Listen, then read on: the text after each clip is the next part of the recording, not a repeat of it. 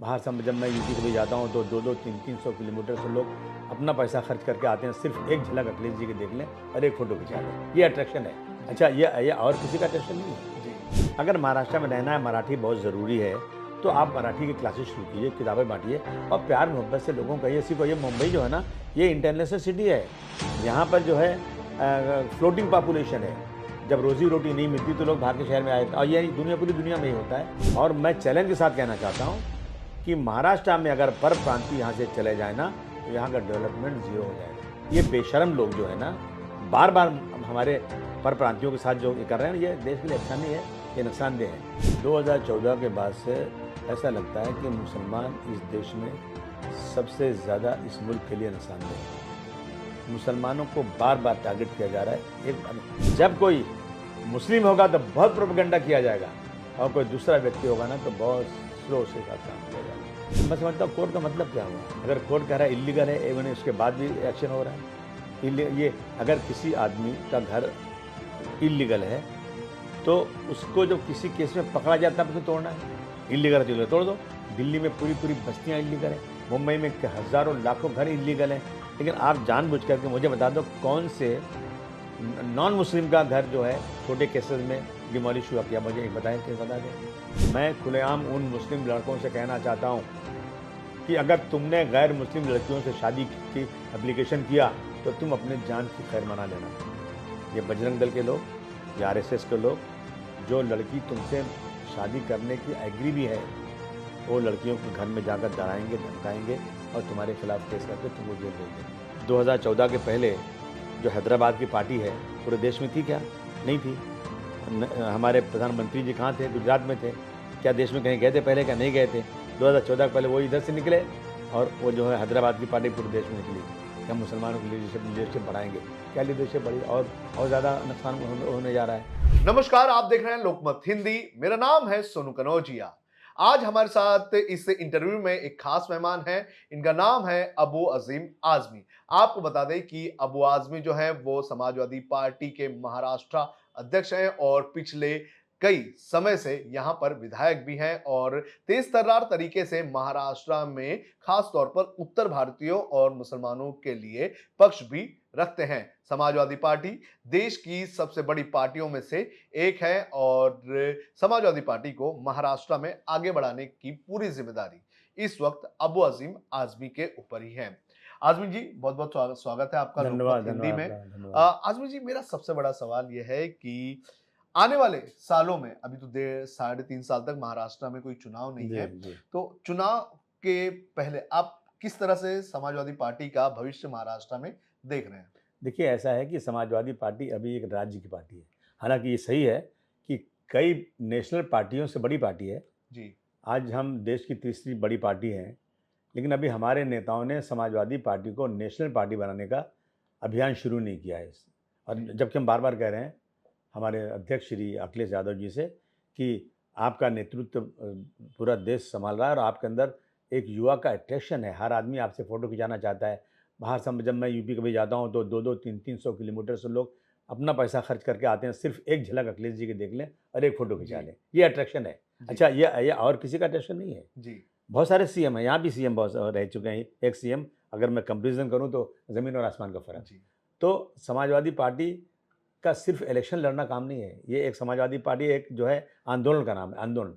हम अपना संगठन मज़बूत कर रहे हैं, और अगर मैं कंपैरिज़न करूँ दूसरी पार्टियों से, तो आप बोलोगे कि ममता बनर्जी हैं, लालू प्रसाद यादव जी हैं, नीतीश कुमार जी हैं, शरद पवार साहब हैं। इन सब लोगों की अपने राज्य में छोड़ कर के दूसरे राज्यों में स्थिति वो नहीं जितनी मेरी समाजवादी पार्टी की महाराष्ट्र में है। जी। तो मैं अभी 3.5 साल बाकी है।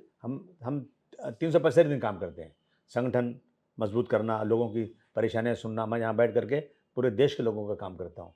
तो हम काम कर रहे हैं और हमें उम्मीद है कि पार्टी एक दिन ये नेशनल पार्टी बनेगी और समाजवादी पार्टी नेतृत्व करेगी इस देश का। उत्तर प्रदेश की सबसे बड़ी मतलब दूसरे नंबर पर पार्टी आती है। दूसरे नंबर पर आपके पास यहाँ वो एमपीज़ भी हैं, काफ़ी स्ट्रॉन्ग पार्टी उत्तर प्रदेश में। और ये भी जिस तरह से आपने बताया कि अखिलेश यादव को देखने के लिए लोग दूर-दूर से आते हैं और पिछले 2 चुनाव में भी हमने देखा कि जब अखिलेश जी की रैली होती थी, तो अलग ही जी, लोगों का जी। एक हाँ, सैलाब बिल्कुल, होता था। बिल्कुल। तो क्या ऐसा क्या हो रहा है कि महाराष्ट्र में वो सारी चीजें नहीं देखने मिल रही है? अखिलेश यादव जी उतनी क्या लगता है कि क्या उतने पूरी प्लानिंग के साथ महाराष्ट्र में फोकस नहीं किया जा नहीं, रहा? मैंने कहा ना कि अभी समाजवादी पार्टी का पूरा फोकस जो है उत्तर प्रदेश में है और वो अपना समय मैक्सिमम समय उत्तर प्रदेश में दे रहे हैं। सारे नेता वहाँ लगे हुए हैं। अब यहाँ पे हम लोग अपने बलबूते पे जो कर रहे हैं। तो जी, यहाँ मजबूत पार्टी इतना तो हो गया है कि महाराष्ट्र के हर घर में समाजवादी पार्टी का निशान साइकिल पहुँच चुका है। जी, अब ये है कि जो हमारा वोट बैंक है मैक्सिमम यूपी का, वो वोट बैंक बेचारा जो यहाँ पे है ना, वो रोज़ी-रोटी कमाने आता है। जी, अपने बाल बच्चों को गाँव छोड़ देता है, माँ-बाप छोड़ देता है, बेचारा आता है फुटपाथ पे रहता है और हर 30 तारीख को उसको अपने बूढ़े बाप को, बूढ़ी माँ को इलाज के लिए पैसे भेजना है, बेटी की शादी के लिए पैसे भेजना है, तो वो परेशान रहता है, वो राजनीति यहाँ नहीं कर पाता है। लेकिन जी, यही जब गाँव में रहता है ना, तो एक जी, भाई यहाँ यहाँ काम करता है, दूसरे 4 भाई घर में 4 लोग, वो लोग सब राजनीति में बिज़ी रहते हैं। तो जी, ये वजह उसकी है कि समाजवादी पार्टी अभी पूरे महाराष्ट्र में इतनी मजबूत नहीं हुई जितनी होना चाहिए। जी। यहाँ पर जब उत्तर भारतीयों की जब बात करें तो जब उत्तर भारतीय की मुद का मामला आता है तो यहाँ पर परप्रांतियों वाली राजनीति बड़े पैमाने पर होती है। अभी कुछ दिनों पहले भी ये देखा गया कि एक ऑटो ड्राइवर को मारा गया। अभी जो महाराष्ट्र के जो परिवहन मंत्री हैं प्रताप सरनाईक उनका भी एक बयान आया कि महाराष्ट्र में रहना है तो ऑटो वाले, टैक्सी वालों को मराठी सीखनी ही होगी। 2 दिन पहले ही उन्होंने बयान दिया है। तो क्या लगता है कि ऐसी सख्ती ज़रूरी है? बिल्कुल ज़रूरी नहीं है, बिल्कुल ये सिर्फ़ पोलराइज़ करने के लिए यहाँ महाराष्ट्र में महाराष्ट्रियन भाइयों को खुश करने के लिए सिर्फ़ ये हो रहा है। अगर महाराष्ट्र में रहना है, मराठी बहुत ज़रूरी है, तो आप मराठी की क्लासेस शुरू कीजिए, किताबें बाँटिए और प्यार मोहब्बत से लोगों को कहिए सिखाइए। मुंबई जो है ना, ये इंटरनेशनल सिटी है। जी, यहाँ पर जो है फ्लोटिंग पॉपुलेशन है। जब रोज़ी-रोटी नहीं मिलती तो लोग भाग के शहर में आए थे और ये पूरी दुनिया में ही होता है कि जब रिमोट में रहने वाले, गाँव में रहने वाले लोगों को जब वहाँ पे पूरी फैसिलिटी नहीं मिलती, तो लोग शहरों की तरफ भाग के आते हैं। जी, तो ये महाराष्ट्र जो जो यूपी से, बिहार से या दूसरे स्टेट से आते हैं, वो अपने ही देश में आ रहे हैं, कोई दूसरे देश में नहीं जा रहे हैं। जी, अब उनकी पढ़ाई-लिखाई यहाँ नहीं हुई है। वह उनको नौकरी सरकार नहीं दे पा रही, बेकारी बढ़ती जा रही है और जब से मोदी सरकार आई है, बेकारी का जो एवरेज जो है सबसे ज़्यादा बढ़ गया है।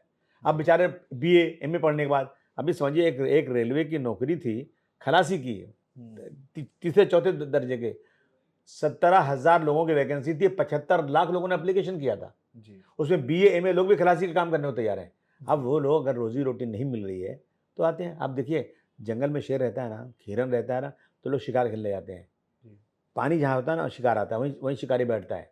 जी, अब पानी पीने तो शिकार को आना है जानवर को। हुँ, प्यास लगेगी तो आएगा बेचारा वो। जब पानी पीने आता है उसको उसको मार देते हैं। यही हालत यहाँ पर है कि जी, जो आदमी रोज़ी-रोटी कमाने आ रहा है, आप उसको अपमानित कर रहे हो। और मैं चैलेंज के साथ कहना चाहता हूँ कि महाराष्ट्र में अगर परप्रांतीय यहाँ से चले जाएँ ना, तो यहाँ का डेवलपमेंट ज़ीरो हो जाएगा। और ये हुआ था, जब कोविड में लोग अपने गाँव चले गए थे, तो ये जितने बड़े-बड़े बिज़नेसमैन थे, बिल्डर थे, ये लोग उनसे रिक्वेस्ट कर रहे थे, गाड़ियाँ भेज रहे थे, पैसे भेज रहे थे, किराया भेज रहे थे, बसेस भेज रहे थे कि आओ, वापस आ जाओ, वापस आ जाओ। जी, तो ये डेवलपमेंट का भाई ये लोग जो है ना राजनीति कर रहे हैं और अपमानित कर रहे हैं। तो मैंने तो कहा था, मैं तो ओपनली कह रहा हूँ कि ऐ परप्रांतियों बम्बई आना मत। उस वक़्त तक मत आना जब तक तुम्हें ये गारंटी नहीं मिल जाए कि तुम्हें सम्मान के साथ बात की जाएगी और तुम्हारे लिए हाउसिंग बनाई जाए जिसमें कम किराए पे घर मिले, तो आना यहाँ पर। लेकिन बेचारे क्या करेंगे? रोज़ी-रोटी है ही नहीं, काम वहाँ ही नहीं है। अब किसान खेती से तो कुछ मिलता नहीं है और जी, महाराष्ट्र इतना डेवलप है, सबसे ज़्यादा किसान की आत्महत्या कहाँ हो रही है? महाराष्ट्र में हो रही है। तो हुँ, मज़दूरी करने आ जाते हैं, लेकिन इनको ये बेशर्म लोग जो है ना, बार-बार हमारे परप्रांतियों के साथ जो ये कर रहे हैं, ये देश के लिए अच्छा नहीं है, ये नुकसानदेह है। जी। सर अब जैसे कि परप्रांतियों की जब बात आती है तो बीजेपी जो है वो कहती है कि वो उत्तर भारतीयों की हितैषी है। लेकिन उनकी ही पार्टी से लोग जुड़े हुए जैसे कि प्रताप सरनाईक शिवसेना के हैं, उनके साथ सरकार में हैं। तो जब वो इस तरह का बयान देते हैं तो बीजेपी उनको कंट्रोल क्यों नहीं करना चाहती है? ये ऐसा है ना कि कैसा पर्दा है कि चिलमन से लगे बैठे हैं, साफ दिखते भी नहीं, सामने आते भी नहीं। तो ऐसा है कि इनको ये 2 नाव पे चल रहे हैं। जी, इनको खुश करना है मराठी भाइयों को जी, कि हम जो है आपके लिए ज़्यादा रोज़ी-रोटी लाना चाहते हैं, ज़्यादा काम आपको देना चाहते हैं, परप्रांतियों को नहीं देना चाहते हैं। दूसरी तरफ परप्रांतियों से वोट भी लेना है। जी, वोट ले लेना है और उनको जब अच्छी-अच्छी बातें करेंगे लेकिन कार्रवाई नहीं करेंगे। मेरी मेरी माँग पहले से है कि यदि किसी ने, किसी उत्तर भारतीय या किसी परप्रांतीय को जिस तरह से यहाँ कोई किसी की दुकान तोड़ दे, कोई किसी को मारे केस होता है, यहाँ पे हत्याएँ हुई हैं। जी। लोग गांव से अपनी रोजी रोटी कमाने आए थे, लेकिन रोजी मनी ऑर्डर जाने के बजाय उनकी लाशें यहाँ से गई हैं। लेकिन जिन लोगों ने ये किया ना, उनको आज तक जेल नहीं हुई। ये जो है ना, ये बहुत बड़ी जो है ना, परप्रांतियों के साथ यहाँ पे जो है ना, ये अनदेखा दे रहा है और उनके साथ नाइंसाफ़ी हो रही है। देश में रहने वाले, चाहे महाराष्ट्रियन हो, चाहे यूपी के हो, चाहे देश के किसी कोने के हों, उन्हें रोज़ी रोटी कमाने के लिए पूरे देश में कहीं भी जा सकते हैं।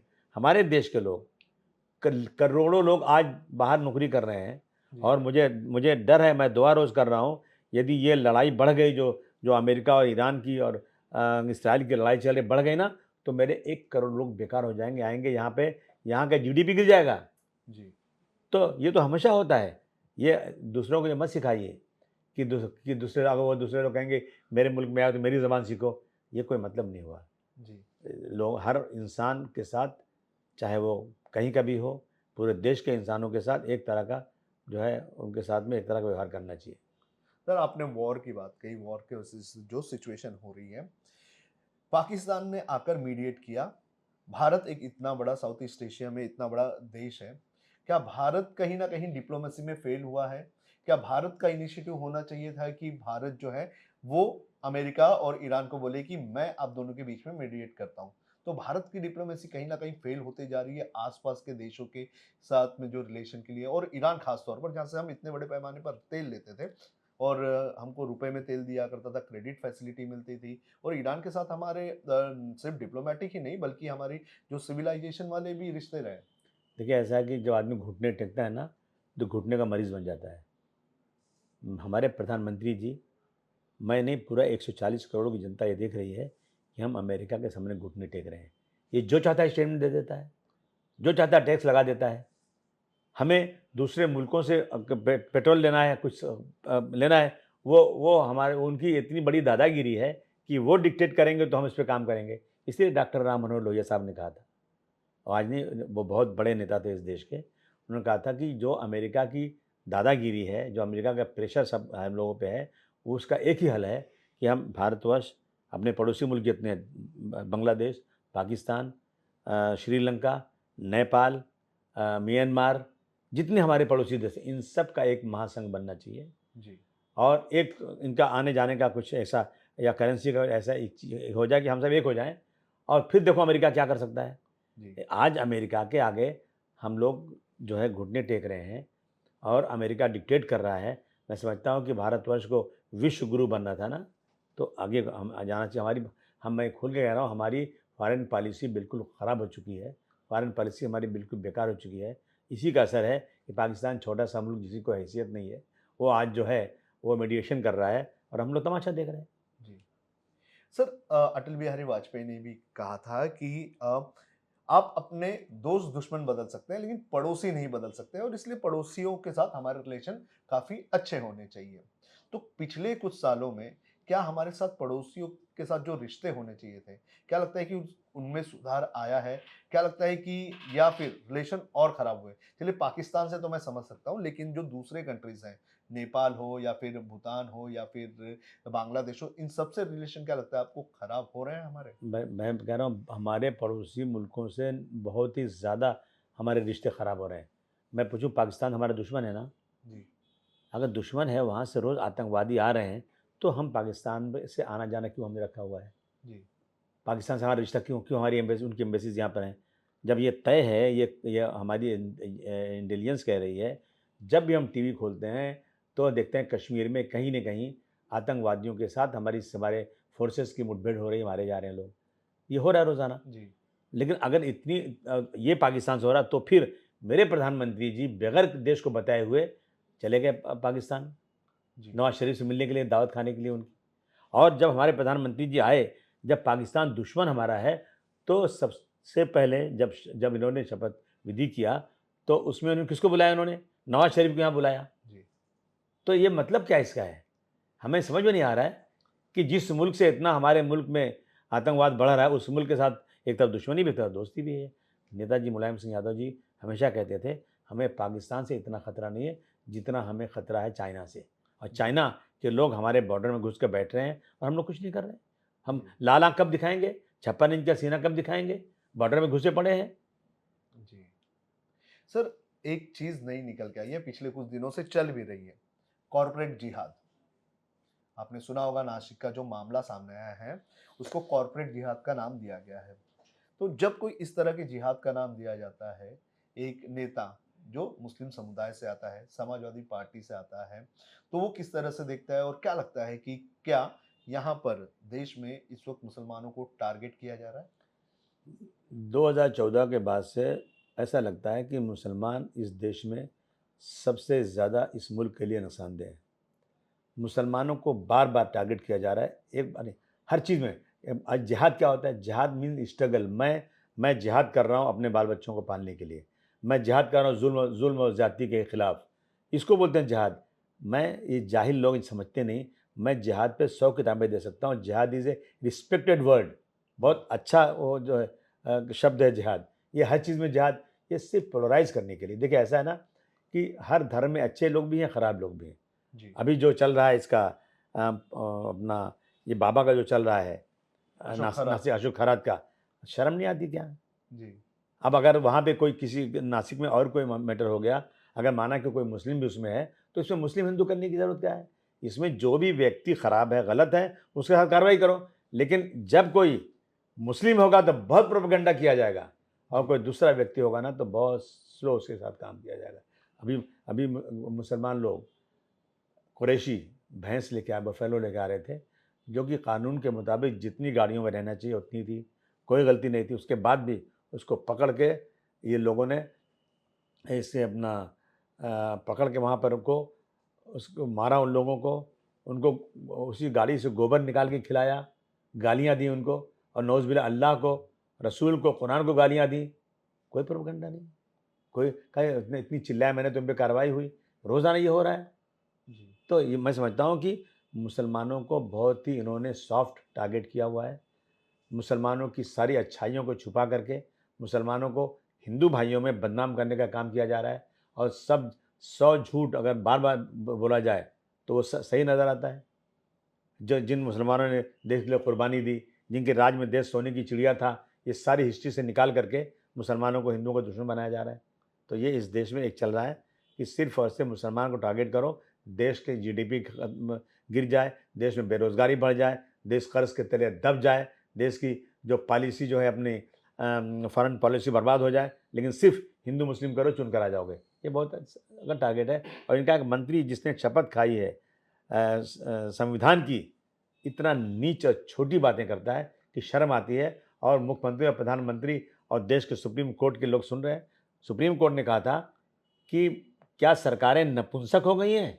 जी। ऐसे अल्फाज इस्तेमाल किया, और कहा कि अब जब हेट स्पीच कोई होगी तो अगर कोई कंप्लेन नहीं भी करता है तो पुलिस को सो मोटो लेना है। आज तक महाराष्ट्र में कौन सा सो मोटो हुआ? जी। किधर इंसाफ हो रहा है? जी। ये हालत है देश की। नितेश राणे की मुझे लगता है आप बात कर रहे हैं। नितेश राणे ने भी 2 दिन पहले लास्ट वीक एक प्रेस कॉन्फ्रेंस की, उसमें उन्होंने ये आरोप लगाया कि अशोक खरात जब गिरफ्तार किया गया, तब कोई भी हिंदू संगठन वाला कोई भी जाकर उसकी हेल्प करने नहीं गया। लेकिन जो कंपनी में जहाँ पर यौन शोषण का जो मामला सामने आया, वहाँ के जब आरोपियों को पकड़ा गया, तो उनकी मदद करने के लिए कई सारे मौलाना और ये लोग जो है वो कोर्ट के बाहर खड़े थे। ऐसा उन्होंने आरोप लगाया है। ऐसा कभी हो ही नहीं सकता। मैं अभी असलियत को नहीं जानता हूँ, लेकिन मैं जानता हूँ कि कोई मौलाना, कोई मुस्लिम किसी ऐसे आरोपी के लिए जो कहीं सेक्सुअल किसी के साथ अब्यूज़ करे या कोई इस तरह का गुनाह करे और वो मौलाना उसको छुड़ाने के लिए खड़ा हो जाए, इट इज़ नॉट पॉसिबल। देखिए ऐसा है ना कि झूठ भी हो सकता है, सच्चाई आने दीजिए सामने ना। ऐसी कोई वीडियो आई क्या? ऐसी कुछ हुई क्या? या वो मौलाना कैसे गए? पहले इंक्वायरी करना चाहिए। लेकिन हम आज से नहीं, 1400 साल पहले कहा गया है कि अगर कोई किसी के साथ इस तरह की हरकत करता है, किसी के साथ रेप करता है, बलात्कार करता है, औरतों के साथ गलत काम करता है, तो उसे फांसी की सज़ा दे दी जाए। ये किसने कहा है? ये इस्लाम में है। आज तक हम 1400 साल हो गए, हम रोज़ कानून नहीं बना रहे हैं। आज तक किसी को फांसी नहीं दी गई है इस मेरे में, लेकिन इस्लाम ने फांसी की बात किया है। आप खैरात को फांसी देंगे क्या? दीजिए फांसी आप। हम तो, और हम कभी ऐसे आदमी का, कोई भी मुसलमान ऐसे लोगों का पक्ष नहीं ले सकता जो आदमी किसी महिला के साथ में इस तरह का हरकत करे। सर, बुलडोजर एक्शन हुआ है लास्ट वीक, आपने देखा होगा डिंडोशी में जो मामला सामने आया। बुलडोजर एक्शन जो है वो कोर्ट ने भी कहा है कि ये इलीगल है। तो क्या लगता है कि यूपी की पॉलिसी महाराष्ट्र में इस्तेमाल की जा रही है? मैं समझता हूँ कोर्ट का मतलब क्या हुआ? अगर कोर्ट कह रहा है इल्लीगल है, एवन उसके बाद भी एक्शन हो रहा है। ये अगर किसी आदमी का घर इल्लीगल है, तो उसको जब किसी केस में पकड़ा जाए तब क्यों तोड़ना है? इल्लीगल है तो इल्लीगल तोड़ दो। दिल्ली में पूरी-पूरी बस्तियाँ इल्लीगल हैं, मुंबई में क हज़ारों लाखों घर इल्लीगल हैं।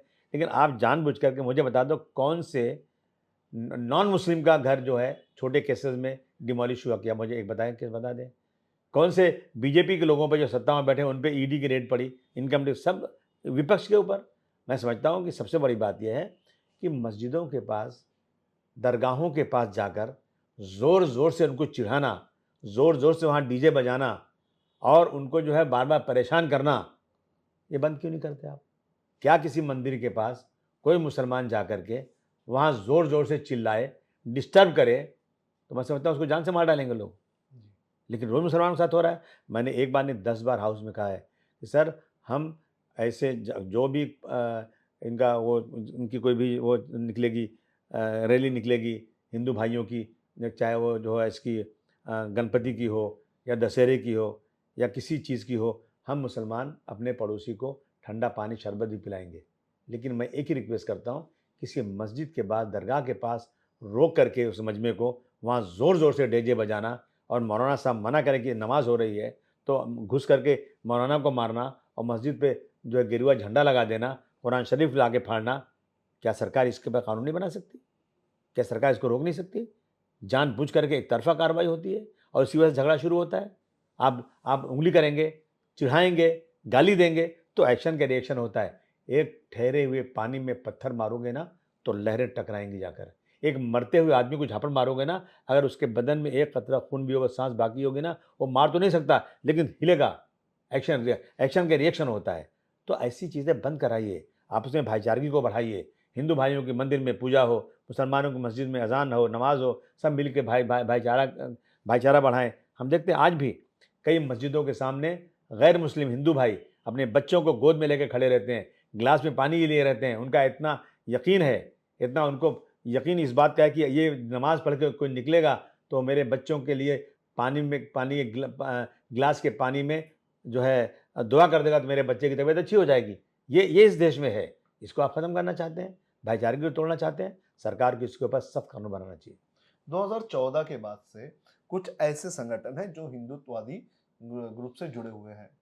वो क्या लगता है कि आपको कि कितना हद से बाहर जाते हुए नज़र आ रहे हैं? बहुत हद से बाहर लोगों को पकड़ करके ज़बरदस्ती उसको जो है जय श्री राम के नारे लगवाना, पकड़ के दाढ़ियाँ काट देना, पकड़ के को नौज़ बिल्ला, अल्लाह और रसूल को गाली देना, ये आम हो गया है, आम बातें हो गई, रोज़ हो रहा है।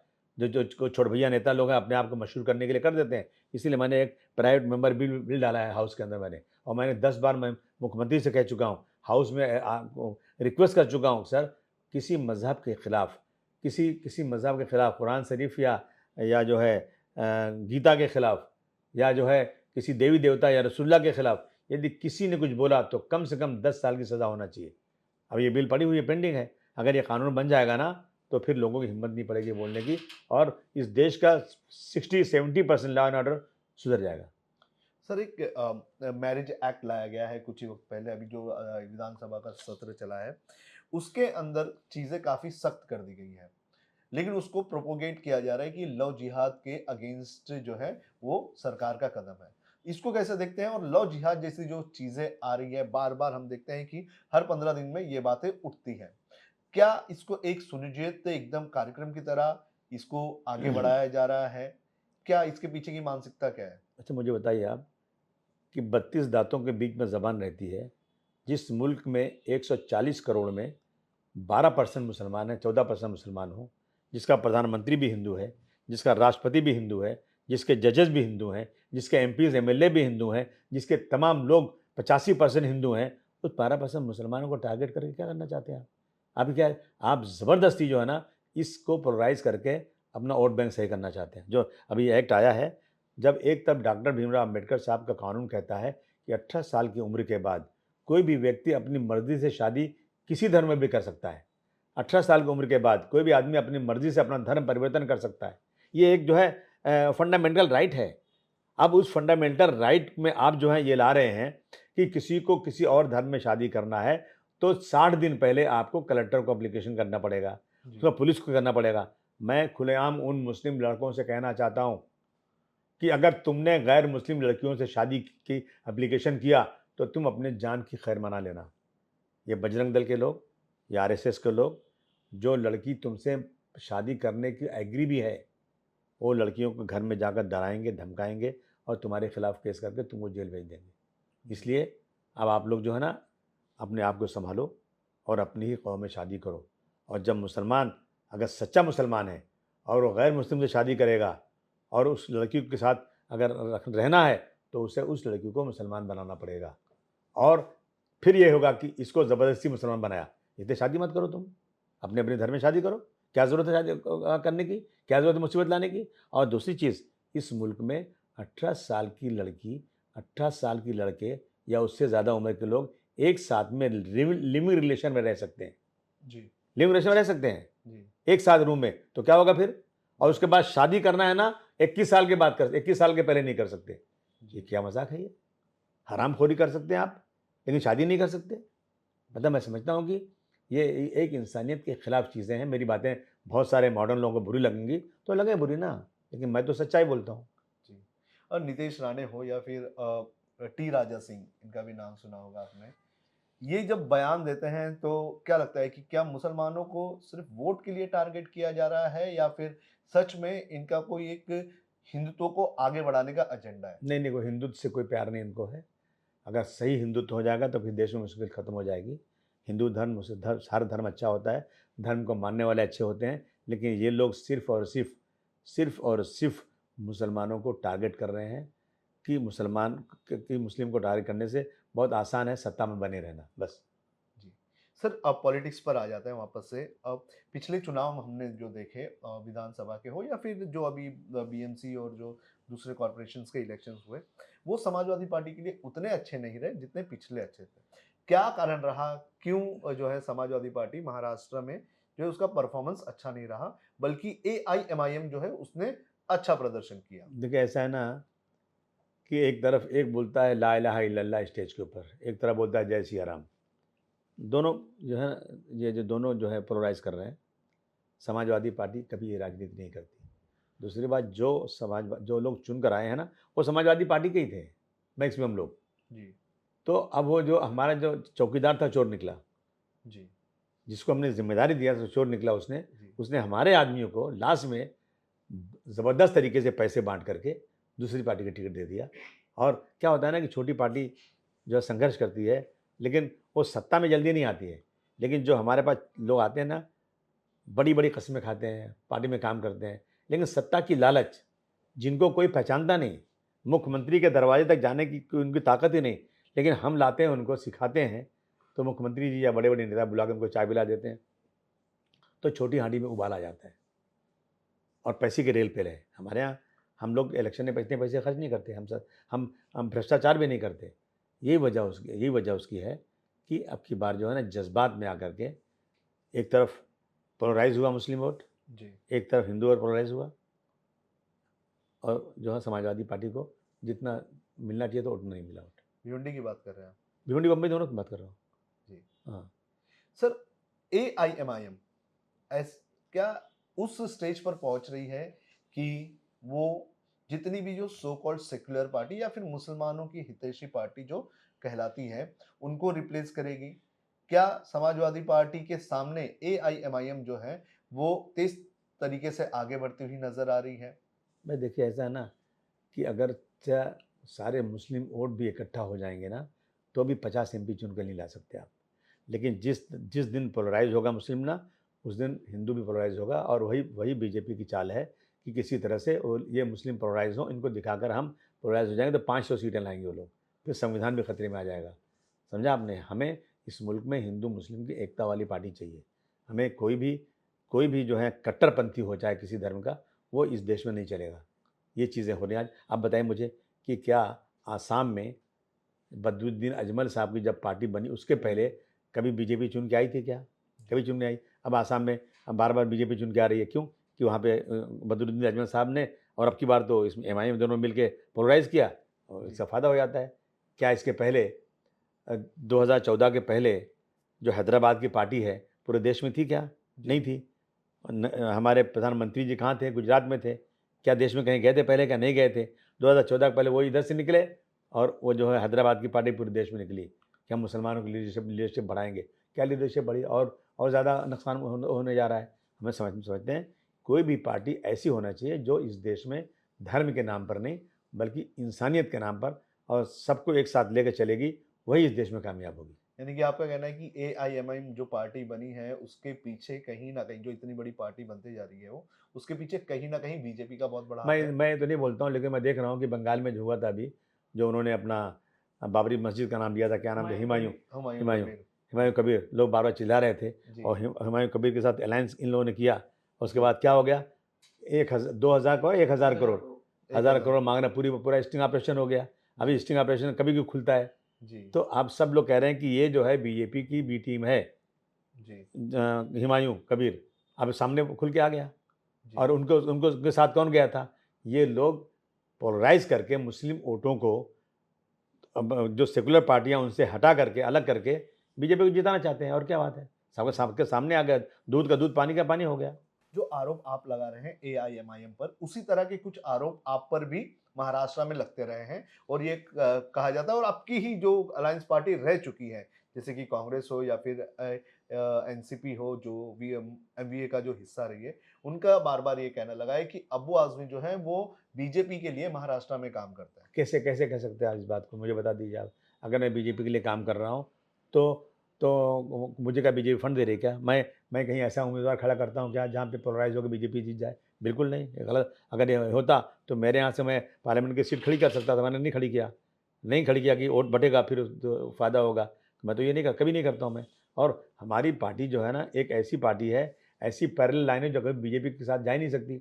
और समाजवादी पार्टी के लीडर का नाम है अखिलेश यादव जी, जो उत्तर प्रदेश में सबसे बड़ी पार्टी है। वहीं पे अयोध्या है, वहीं पर जो है मथुरा है, वहीं पर जो है काशी है, जहाँ से ये सब चीज़ें उठ रही हैं। और वहीं पर समाजवादी पार्टी आज देश की तीसरे नंबर की पार्टी है। तो समाजवादी पार्टी और बीजेपी एक ऐसी पैरेलल लाइन कभी नहीं मिल सकती। बोलने के लिए कोई कुछ भी बोल दे। जी।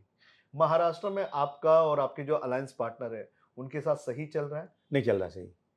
सही नहीं चल रहा, क्योंकि ऐसा ना, इसलिए तो कांग्रेस खत्म होती जा रही है। जी कांग्रेस हो या जो है या एनसीपी हो या शिवसेना हो उद्धव ठाकरे साहब की, ये सब लोग जो बैठते हैं ना, तो सीटों के ऊपर झगड़ा कर लेते हैं।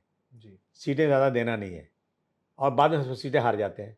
मेरा कहना है कि अखिलेश जी से सीखो। अखिलेश यादव जी ने जिस तरह से अलायंस में काम किया, अपनी अच्छी अच्छी सीटें भी दे दिया, जी और जब पार्टी के पास उम्मीदवार नहीं था, अपना उम्मीदवार भी दे दिया, जी तो अलायंस चलता है।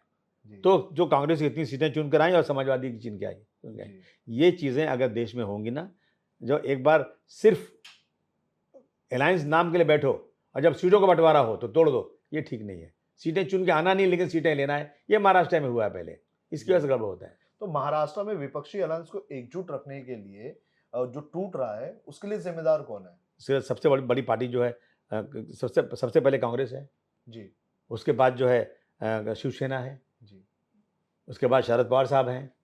ये अलायंस पूरा है। ये क्यों नहीं एक साथ करते बैठ के? क्यों नहीं जुड़ाई करते? क्यों नहीं बुलाते, हम सब लोग बात करते? ये लोग बात ही नहीं करते।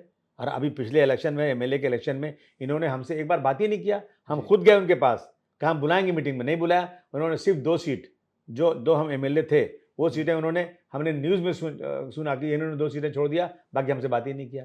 तो ऐसे अलायंस थोड़ी होता है। जी। बहुत बार ये देखा गया है कि अबू अजीम आजमी जो है वो महाराष्ट्र में समाजवादी पार्टी को बढ़ाना चाहता है, समाजवादी पार्टी को स्ट्रांग करना चाहता है और कुछ बोल्ड डिसीजन ले भी लेता है।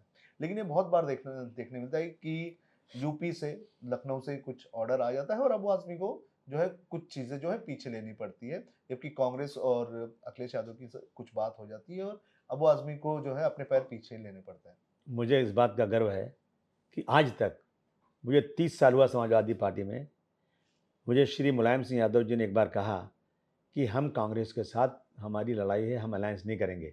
लेकिन महाराष्ट्र में अगर आपको लगेगा कि आपको कांग्रेस के अलायंस करने से यहाँ की जनता को, यहाँ के सेकुलर वोटरों को फ़ायदा होगा, तो आप कर लेना, हम आपको मना नहीं करेंगे। हम ना हाँ भी नहीं कहेंगे, ना भी नहीं कहेंगे, आप कर लेना। आज तक 30 साल में कभी भी मुझे मेरे पार्टी के नेताओं का पार्टी के अध्यक्ष का कभी भी ऐसा कोई फरमान नहीं आया कि तुम इनसे अलायंस करो, इनसे मत करो, ऐसा मत करो। जब भी कुछ हुआ है, तो उन्होंने कहा, उनके पास जब गए यहाँ के लोग, तो उन्होंने कहा कि वहाँ के अध्यक्ष अबू आसिम आज़मी हैं, वो जो बेहतर होगा वो करेंगे। ये इस बात का मुझे गर्व है। ये झूठ बात है। आज तक मुझे कोई ऐसा मैसेज नहीं है। आप मेरे अध्यक्ष से पूछ सकते हैं, मेरी पार्टी के लोगों से बात कर सकते हैं। ये गलत प्रोपेगेंडा है। आज़मीन जी, बहुत-बहुत धन्यवाद, आपने आपका समय दिया हमें और ये सारी बातें रखी, लव जिहाद से लेकर मुसलमानों पर जो हमले हो रहे हैं, उनको लेकर हिंदुओं पर, परप्रांतियों पर जो हमले हो रहे हैं, उन सारी चीज़ों को लेकर बेबाकी से आपने अपनी राय रखी। बहुत-बहुत धन्यवाद आपका लोकमत हिंदी से बात करने के लिए।